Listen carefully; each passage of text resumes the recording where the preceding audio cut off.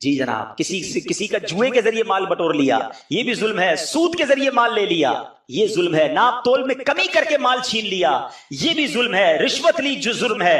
والدین کو ستایا، ظلم ہے۔ پڑوسی کو تکلیف دی، ظلم ہے۔ رات کو شور شرابہ کر کے، نائٹ کرکٹ کھیلنے والوں، ساری رات شور مچا کر لوگوں کی نیندیں برباد کرنے والوں، یہ بھی ظلم ہے۔ ظالم یزید تھا، بتاؤ اب کس طریقے پہ چلنا ہے؟ ہاں سوچو، غلط پارکنگ کرتے ہیں، سوچتے بھی نہیں، بیڑا جو ہوتا ہو دیکھا جائے گا، میرا کام تو ہو جائے، چاہے بیچارہ وہ گھر سے نکل ہی نہ سکے، اس کا دروازہ لاک کر دیا، یہ بھی ظلم ہے۔ بہتان لگایا، الزام لگایا، ظلم ہے۔ ظلم ہوتا ہے، چاہے چھوٹا ہو یا بڑا ہو۔ ظلم کرنا یزید کا طریقہ ہے، حسین کا نہیں، رضی اللہ تعالیٰ۔ اب سوچ لو کہ ہم کس پیرائے میں زندگی گزار رہے ہیں۔ ہمیں اگر کسی کے ساتھ ہم نے یہ ظلم کیے ہوئے ہیں نا، تو ابھی معافی مانگنی ہوگی، ہمیں تھوڑا سا دل بڑا کرنا ہوگا۔ ادھر مانگ لو ورنہ ادھر پچھتائیں گے، ادھر کچھ بھی نہیں بن سکے گا۔ میں آج ایک واقعہ پڑھ رہا تھا، کیا واقعہ ہے، اور اس نے ہلا دیا نا۔ حالانکہ یہ واقعہ صحابہ کرام کے ساتھ ہوا، مگر دیکھو یہ ہوتی ہے معافی۔ ہوا یہ، حضرت ابو ذر رضی اللہ تعالیٰ، ان کو ایک صحابی نے دیکھا کہ وہ اپنے غلام کے ساتھ ہیں، ان کے کپڑے بھی ویسے ہی، غلام کے بھی ویسے ہی، کوئی فرق نہیں، بالکل ایک جیسا ہی اسٹائل، کھانا پینا بھی ایک جیسا۔ تو کہا ابو ذر آپ کیسے کپڑے پہن کے گھوم رہے ہیں؟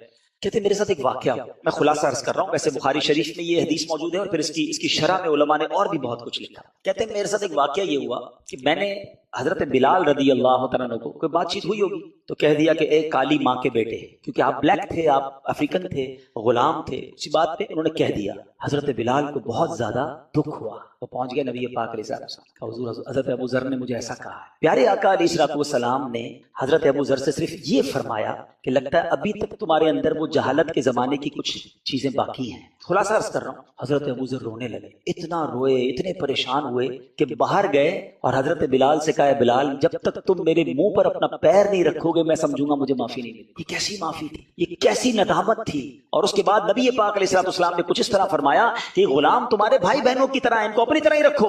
تو کہتے ہیں اس دن سے اب میں اپنے غلاموں جیسا ہی لباس پہنتا ہوں، ان کے ساتھ ہی کھاتا ہوں، ان جیسی لائف اسٹائل گزارتا ہوں۔ یہ جگرا تھا نا کہ اگر غلطی ہوئی تو فوراً معافی بھی کیسی مانگی۔ آج ہمارے دوستوں کو، غریبوں کو جو جی چاہتا ہے کہہ کے گزر جاتے ہیں، ارے یار کوئی بات نہیں، چلتا ہے، اس کا تو ایسا ہی ہے معاملہ ہے، کیا کر لے گا، نوکر ہی ہے نا میرا، غریب ہی ہے بیچارہ، کیا کر لے گا۔ نہیں میرے میٹھے اسلام بھائی، وہ بھی دل رکھتا ہے۔ حضرت بلال چلے گئے تھے نا نبی پاک کے پاس، وہ اللہ کی بارگاہ میں آج بھی ہاتھ اٹھا کے جا سکتا ہے کہ یا اللہ اس نے میرا دل دکھایا ہے، پھر یاد رکھنا تتر بتر ہو جاؤ گے۔ ہم نے چلتے کاروبار تباہ ہوتے دیکھے ہیں، چلتی صحت ختم ہوتے دیکھی ہے۔ ویسے میں ایک مشورہ دے دیتا ہوں، اگر آپ کو فیل ہو نا کبھی زندگی میں یار everything is going very well، کاروبار بھی ٹھیک تھا، فیملی بھی ٹھیک تھی، عزت بھی بڑی تھی، اچانک ایک ایک کر کے چیزیں ختم ہو رہی ہیں، گھر والوں میں لڑائیاں ہو رہی ہیں، میری صحت خراب ہو رہی ہے، کاروبار بگڑتا جا رہا ہے، کچھ گڑبڑ ہے، چیک کر لینا کبھی کہیں کسی کا دل تو نہیں دکھا دی، کسی کی ہائے تو نہیں لے لی۔ ہاں یہ ایک ہائے جو ہے نا یہ عرش تک جاتی ہے، مظلوم ہاتھ اٹھائے تو اللہ کے عرش تک اس کی پکار جاتی ہے، اور پھر مظلوم کے ساتھ رب ہو جاتا ہے، پھر ظالم کو ٹھکانہ نہیں ملتا۔ ہمیں بعض اوقات تو پتہ بھی نہیں ہوتا ہم ظلم کر رہے ہوتے ہیں۔ میں نے کہا نا یہ ساری باتیں تو ظلم میں کبھی آپ نے کاؤنٹ ہی نہیں کی ہوں گی۔ ہم تو ظالم کہتے ہیں اس کو جو پستول اٹھا کے کسی کو قتل کرتا ہے۔ ارے بھائی پستول کا وار کم تکلیف دیتا ہے جو زبان کا وار تکلیف دیتا ہے۔ عربی کا مقولہ ہے کہ تلوار کا وار تو ابھی بھی انسان سہ سکتا ہے، بعد میں ٹھیک ہو سکتا ہے، زبان کا وار جو ہے نا وہ انسان کو ٹکڑے ٹکڑے کر دیتا ہے، اور کئیوں کی زبان تو ہمیشہ انگارے ہی برساتی ہے۔ تو اے کربلا والوں سے محبت کرنے والوں، اپنی زبان نرم کرو، اپنی عادتیں نرم کرو، لڑائی جھگڑے اور لوگوں پر ظلم نہیں ہونا چاہیے۔ اور اگر کہیں ہو گیا ہے نا تو اس واقعے سے سبق حاصل کرو، مانگ لو معافی، بھلے تمہارا مرتبہ بڑا ہے، تم سیٹھ ہو وہ نوکر ہے، تم باپ ہو وہ بیٹا ہے، تم چودھری ہو علاقے کے بڑے ہو اور وہ غریب تمہارا پڑوسی رشتہ دار ہے، کوئی بات نہیں، مانگ لو آج معافی، ورنہ قیامت کے دن اگر وہ کھڑا ہو گیا نا اللہ کی بارگاہ میں پھر دینے کو کچھ نہیں ہوگا، پھر ادھر پیسے نہیں نیکیاں دینی پڑیں گی، وہ ہیں ہی نہیں ویسے ہمارے پاس۔ تو اللہ کرے کہ آج اس کربلا کے واقعے سے ہم یہ جو میسیجز مل رہے ہیں یہ ہم سیکھیں اور اپنی ذات میں امپلیمنٹ کریں۔ اللہ کربلا والوں کی قبروں پر کروڑوں رحمتوں کی بارش نازل فرمائے، ان کے فیوز و برکات سے ہمیں مالا مال فرمائے۔ صلو علی الحبیب صلی اللہ تعالی علیہ۔ یوم جمعہ ایک کام بہت اہم ہے کرنے والا، میرے آقا علیہ الصلوۃ والسلام کا فرمان عالی شان ہے، جو جمعہ کے دن حدیث پاک کا خلاصہ ہے 200 بار درود پاک پڑھتا ہے اس کے 200 برس کے گناہ معاف کر دیے جاتے ہیں۔ تو بالخصوص یہاں تاجپور کے اسلامی بھائی بھی اور مدنی چینل کے ناظرین بھی جمعہ کا دن جب بھی آئے کثرت کے ساتھ درود پاک پڑھنا اپنا معمول بنائیے۔ یہ بھی یاد رہے کہ جمعہ کے دن کی ایک نیکی 70 نیکیوں کے برابر ہے۔ اس دن ڈھونڈ کر نیکیاں کرنی چاہیے زیادہ سے زیادہ نیکیاں کرنی چاہیے. اور یہ بھی یاد رہے چونکہ اس دن کا شرف، اس دن کی بزرگی، اس دن کا مرتبہ بھی بڑا ہے، تو جمعے کے دن کوئی ایک گناہ کرے اسے 70 گنا عذاب دیا جائے گا، یعنی 70 گنا ملٹی پلائی ہو جاتا ہے گناہ. تو ہمیں سوچنا چاہیے، بالخصوص ساری زندگی گناہوں سے بچنا ہے، مگر شب جمعہ اور جمعہ کا دن گناہ نہیں کرنے بلکہ خوب عبادت کرنی ہے. الحمدللہ شب جمعہ دعوت اسلامی نے کتنا اچھا مدنی کام ہمیں عطا فرما دیا ہے کہ ہر شب جمعہ ساری دنیا میں دعوت اسلامی کے ہفتہ وار سنت و بڑے اجتماع ہوتے ہیں، وہاں دعائیں بھی مانگی جاتی ہیں، ذکر و اذکار بھی ہوتے ہیں. تو وہ رات دعوت اسلامی کے مدنی مرکز میں اپنے قریبی مدنی مرکز میں گزارنے کی نیت کر لیجئے، اور جمعے کا دن جمعہ کی نماز ادا کیجئے، خوب عبادتیں کیجئے، تلاوت قرآن کیجئے. اللہ تعالی ہم سب کو آج کے دن کی برکت عطا فرمائے.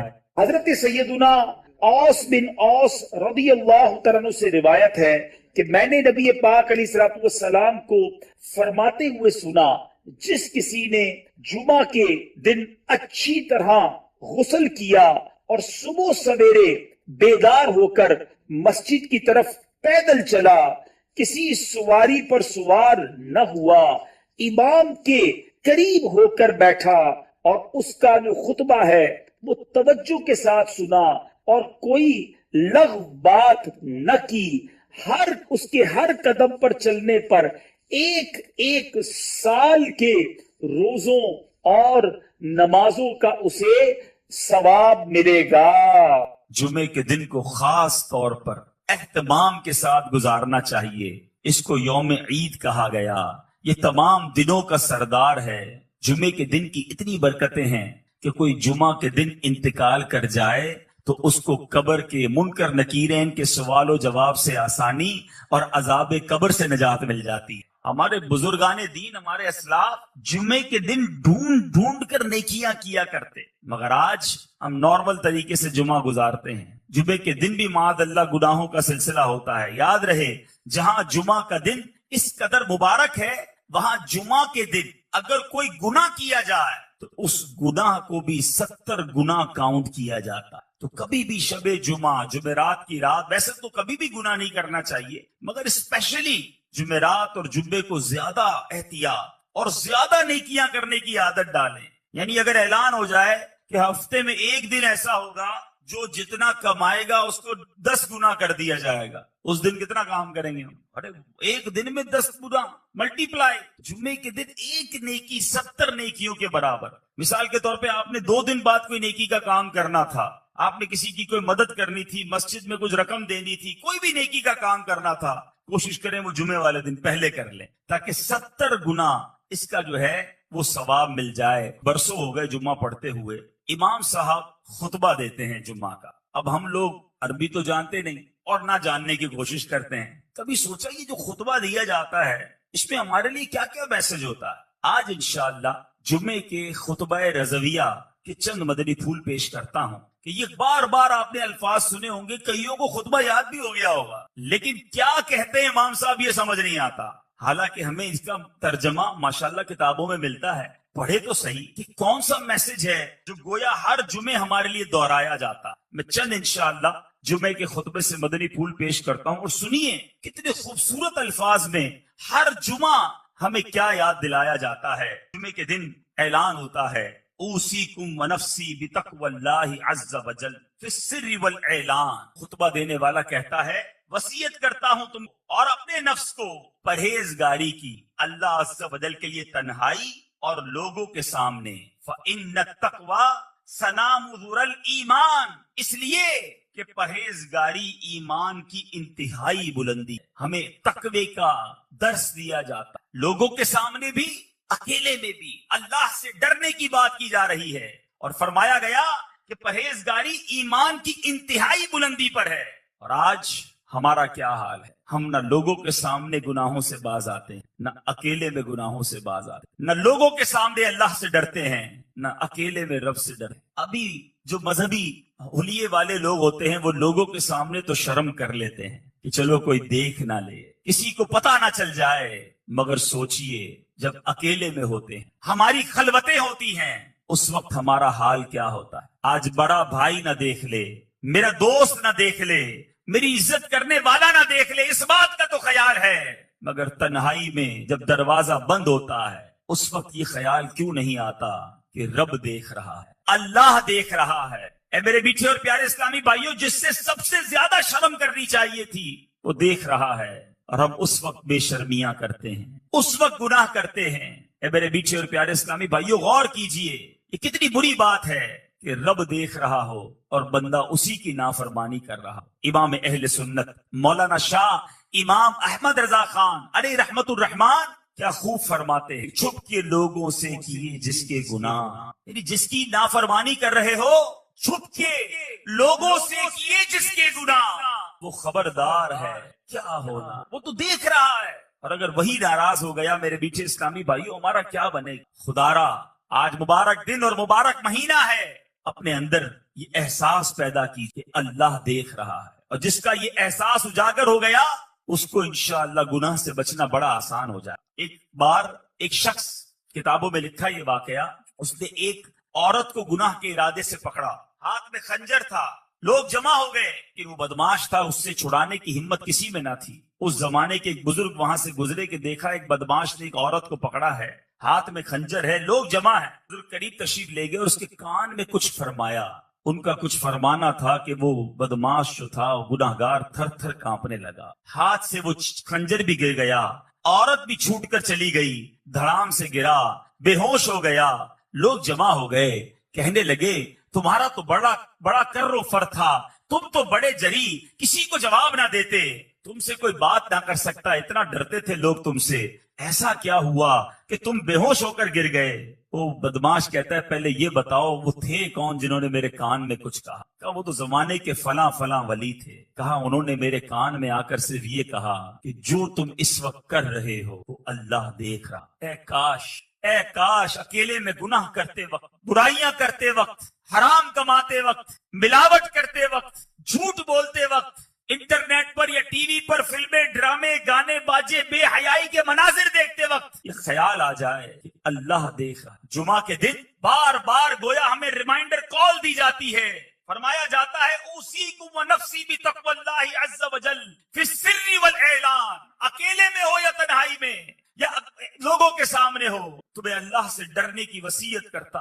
मेरे मीठे इस्लामी भाइयों, हर जुमे याद दिलाया जा रहा है, देखो अल्लाह से डरना, वो देख रहा है। मगर जुमा पढ़ के जाकर फिर गुनाह करते, जुमे के दिन भी बुराई करते हैं। ऐसा न करें, आइए रब की बारगाह में सच्ची तौबा करें। आगे इरशाद होता है वज़्कुरुल्लाह इंद कुल्लि शजरिन व हजर वअलमू अन्नल्लाह बिमा तअमलून बसीर, और अल्लाह को याद करो हर दरख्त और पत्थर के नजदीक, और जान रखो अल्लाह तुम्हारे काम देख रहा है। अल्लाह देख रहा है, ये ऐलान होता है। जिक्र करो रब का, पत्थर और शजर और हजर के पास, यानी जहां से गुजरो रब को याद करो। मगर हमारा हाल ये है, हम जिधर से गुजरते हैं वहां रब की नाफर। कितने गवाह बनाओगे?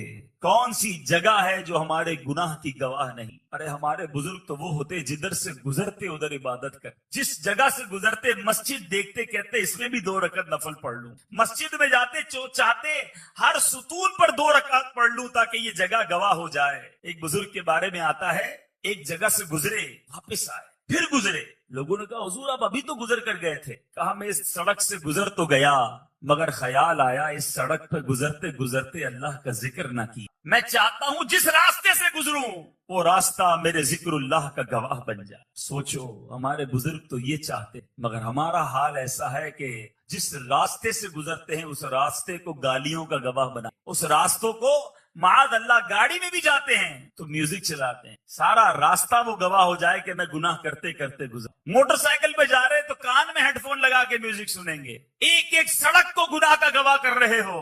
होना तो ये चाहिए कि मेरा सफर भी जारी हो, मेरा जिक्र भी जारी, मेरे जबान पर सरकार अलैहिस्सलाम पर दुरूद भी जारी हो, जिधर से गुजरूं वो जगह मेरे जिक्रुल्लाह की गवाह बन जाए। जुम्मे के खुतबे में एक और बात हमें डराई जा रही है, समझाया जाता है वो अन्नल्लाह लैसा बिगाफिलिन अम्मा तअमलून, और अल्लाह ताला गाफिल नहीं है उससे जो तुम अमल करते। वो देख रहा है, वो गाफिल नहीं, हम गाफिल होते हैं, वो रब गाफिल नहीं है। ए मेरे मीठे और प्यारे इस्लामी भाइयों, फिर आगे जाकर हमें नबी पाक अलैहिस्सलातु वस्सलाम से मोहब्बत का दर्स किस प्यारे अंदाज में खतीब दिया करते हैं। फरमाया जाता है फ़इन्न सुनन हियल अनवार, इसलिए कि सुन्नतें यही अनवार हैं। वज़य्यिनू कुलूबकुम बिहुब्बि हाज़ा नबिय्यिल करीम, और मुज़य्यन करो अपने दिलों को उस नबी करीम की मोहब्बत से। अगर दिलों को मुज़य्यन करना है, दिलों को डेकोरेट करना है, सरकार दो आलम सल्लल्लाहु तआला अलैहि वसल्लम की सुन्नतों से मुज़य्यन करो। फिर फरमाते हैं फ़इन्नल हुब्ब हुवल ईमान कुल्लु। गौर से सुने कि मोहब्बत वही ईमान है। अला ला ईमान लिमन ला मोहब्बत अला, अला ला ईमान लिमन ला मोहब्बत अला, अला ला ईमान लिमन ला मोहब्बत अला। हर जुमे को 3 बार ये ऐलान सुनते हो, कभी इसका माना समझने की कोशिश की। ये बताया जा रहा है खबरदार नहीं है उसके लिए ईमान जिसके दिल में नबी पाक अलैहिस्सलातु वस्सलाम की मोहब्बत। अरे मोहब्बत नहीं तो ईमान ही नहीं है।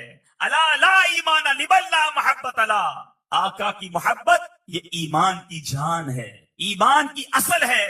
अगर नबी पाक अलैहिस्सलातु वस्सलाम से मोहब्बत नहीं, उसका ईमान ही मुकम्मल नहीं है। और ये बात फकत इस खुतबे में नहीं बल्कि बुखारी शरीफ की हदीस है। मेरे आका मदीने वाले मुस्तफा सल्लल्लाहु तआला अलैहि वसल्लम फरमाते हैं ला युमिनु अहदुकुम हत्ता अकून अहब्बा इलैहि मिन वालिदिही व वलदिही व नासी अजमईन। मेरे आका फरमा रहे हैं तुम में से कोई उस वक्त तक कामिल मोमिन नहीं हो सकता जब तक मैं उसके नजदीक, उसके वालिद, उसकी औलाद, बल्कि तमाम लोगों से ज्यादा महबूब ना हो जाऊं। ईमान की असल है मेरे बीच इस्लामी भाइयों। हम भी नारा लगाते हैं गुलामी रसूल में मौत भी कब ना हो जो इश्क मुस्तफा तो जिंदगी फजूल है। बड़ा बेहतरीन नारा है और यही बात हमें हदीस भी सिखा रही है। जिंदगी फजूल है अगर वाकई नबी पाक अलैहिस्सलातु वस्सलाम से मोहब्बत नहीं मगर अपने दिल पर हाथ रखकर पूछे क्या वाकई मोहब्बत है या खाली नारा ही है। मोहब्बत होती तो मैं ऐसा होता, वाकई सच्ची मोहब्बत होती तो मेरा ऐसा किरदार होता कि आका फरमाए कुछ और मैं